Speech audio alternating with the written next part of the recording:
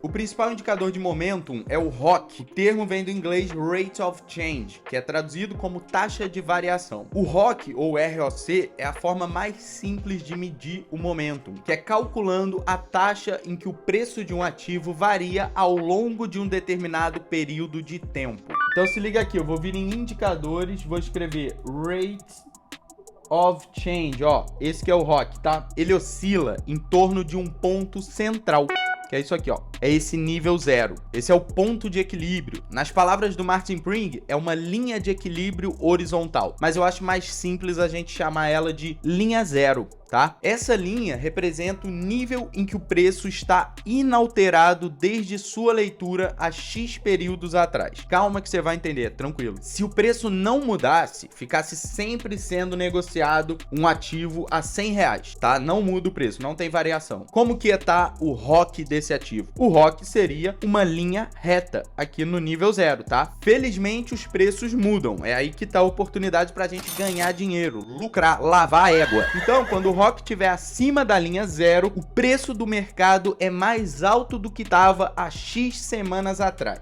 Então, olha só, cliquei 2 vezes aqui no indicador, olha o período aqui, período 9, tá? Tá regulado para 9. E eu já vou mostrar aqui que dá pra gente usar uma combinação do ROC de 9, ROC de 12, ROC 18, já vou explicar, mas antes entenda só o seguinte: se o indicador estiver acima da linha zero, porém em declínio, caindo, ó, o preço ainda está acima do seu nível de 9 semanas atrás. Mas a diferença entre as duas leituras está diminuindo, ou seja, o ROC indica perda ou ganho de momentum. Vou cobrar isso aqui na prova. Então, Martin Pring diz lá pela página 250, a subida do momentum deve ser interpretada como um fator altista e um declínio do momentum como um fator baixista. Mas olha só que interessante, o autor sugere 3 ROCs regulados para diferentes períodos. Olha só que bacana, vou até tirar o indicador de volume, vamos só botar o ROC aqui. O que eu vou fazer aqui para explicar para vocês? A gente já tem o ROC de 9, né? Eu vou botar agora, esse aqui vai ser o ROC de 12. Pleno carnaval, eu gravando aula de ROC. Ó, vou botar aqui mais um ROC, tá? ROC de 18. Isso eu não tirei da minha cabeça não, isso aqui é o Martin Pring que ensinou. Então você vai botar 3 ROCs, um de 9, um de 12 e um de 18, e você vai fazer uma comparação entre eles. Porque se, por exemplo, o preço rompe uma linha de tendência, ó, aqui tem uma linha de tendência do gráfico diário, tá? É que aqui eu tô no semanal, mas olha só, isso aqui é uma linha de tendência, tá? Do gráfico diário. Deixa eu voltar pro semanal. Quando o preço rompe uma linha de tendência, você vai olhar para os ROCs. Então você olha se os 3 ROCs estão confirmando o rompimento da linha de tendência. Você tem o peso da evidência te dizendo que o rompimento será bem sucedido. E será o que? Acompanhado de momentum.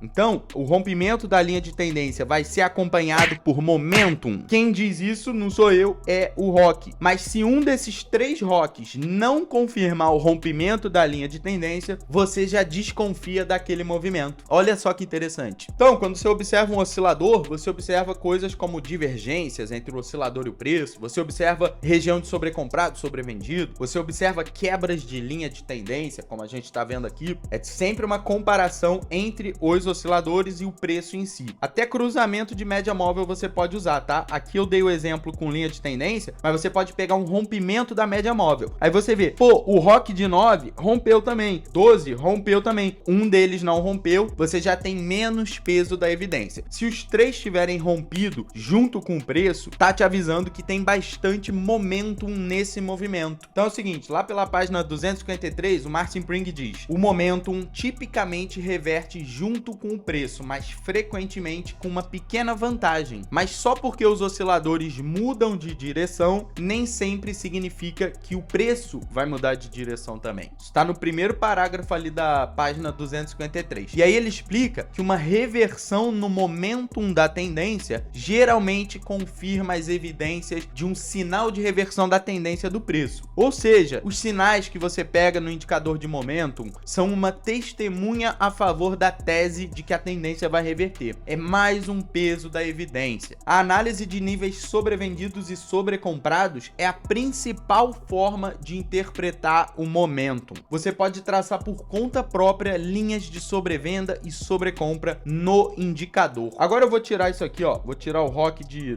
12, ROC 18, vou aumentar o ROC de 9. Olha só a sacada que eu vou passar para você. Você vai construir aqui o seu próprio nível de sobrecomprado e sobrevendido, identificando topos e fundos que são frequentemente tocados pelo indicador. O IFR, ele é um oscilador que já tem ali embutido nele o nível de sobrecomprado e sobrevendido. O ROC, ele não tem isso, mas você pode construir por conta própria. Aqui eu observo, ó, chegou aqui bem perto, ó, nesse momento aqui, tá vendo? Tem bastante toque. Então, isso aqui que era o momento que o ROC estava sobrecomprado. A gente observa o ponto onde tem mais toque para a gente construir nosso nível de sobrecomprado e sobrevendido. Aqui tem outro, ó. Botar até um pouquinho mais para cá. Então, novamente, o IFR ou o estocástico já vem com essas linhas de sobrecompra e sobrevenda porque eles foram projetados para dar ênfase nessa questão. O ROC não. Importante entender que quando o preço atinge níveis de sobrecomprado e sobrevendido, isso não significa necessariamente que haverá uma reversão na tendência. Probabilidades favorecem uma reversão, mas às vezes o entusiasmo dos compradores é tão forte que o preço vai continuar subindo mesmo em região de sobrecomprado. Até por isso, o indicado é você pegar o sinal de entrada na operação no próprio preço, só usando um apoio do indicador. A dica de ouro que eu vou dar aqui é a seguinte: só utiliza sinais de sobrecompra e sobrevenda tendo observado a direção da tendência primária, porque no mercado de alta o preço é sensível a níveis de sobrevenda. No mercado onde a tendência primária é de alta, teremos movimentos corretivos contra a tendência principal. Aqui dentro tem uma tendência de baixa no tempo menor. E essas pequenas tendências de baixa, que são correções do tempo maior, podem levar o indicador de momentum para níveis sobrevendidos. E já que a tendência primária é de alta, haverá uma sensibilidade a esses níveis de sobrevendido. Por isso, todo mundo usa errado os osciladores. O que a pessoa faz? Ela vê uma forte tendência de alta, aí observa que o mercado chegou em níveis de sobrecomprado. Aí ela vai e entra vendido. Só que o mercado continua subindo, mesmo em região de sobrecomprado. Por quê? Porque a tendência primária é de alta. O mesmo vale no sentido contrário. Se a primária é de baixa e o preço corrige até atingir um nível de sobrecomprado, a sensibilidade é grande. Ele não vai aguentar ficar ali. Mas se esse mercado vai em níveis sobrevendidos,